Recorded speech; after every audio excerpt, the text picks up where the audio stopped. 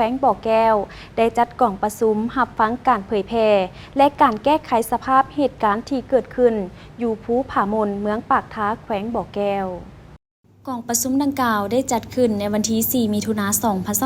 2025 โดยภายใต้การเป็นประธานของปริญญาเอกท้องจันทร์มณีไซเจ้าแขวงบ่อแก้วมีบรรดาองค์การภายในแขวงเมืองพนักงานอาวุโสบำนาญและภาคส่วนที่เกี่ยวข้องเข้าร่วมกองประชุมในครั้งนี้ได้รับฟังการผ่านบทรายงานแจ้งสภาพการและการแก้ไขเหตุการณ์ที่เกิดขึ้นอยู่ภูผามนเมืองปากท้าแขวงบ่อแก้วและที่ทั้งแผนการแก้ไขในต่อหน้า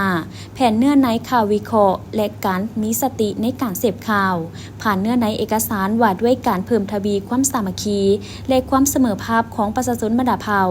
จากนั้นแต่ละภาคส่วนได้มีคำเห็นแลกเปลี่ยนเกี่ยวกับการจัดตั้งปฏิบัติเวียกงานก่อสร้างรากฐานการเมืองในขอบเขตที่ตนรับผิดชอบโอกาสนี้ปริญญาเอกท้องจันทร์มณีไซประธานกล่องประชุมได้ชี้น้ำลายปัญหาที่สำคัญเป็นต้นแมนสืบต่อลงพื้นที่ก่อสร้างรากฐานการเมือง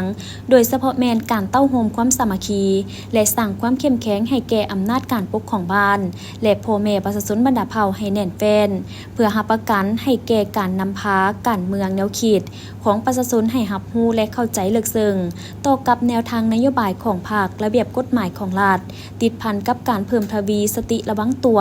ต่อกลอุบายของกลุ่มคนบดีที่หวังแทรกแซงมางเพทำลายสร้างความแตกแยกสามัคคีบรรดาเผ่าด้วยการจัดตั้งโฆษณาเผยแพร่เสื่อมซึมแนวทางนโยบายของภาคระเบียบกฎหมายของรัฐให้ลึกซึ้งสืบต่อนำพาซี่นำอำนาจการปกครองบ้านกองร้อนป้องกันความสงบบ้านก็คือประชาชนให้เข้าใจ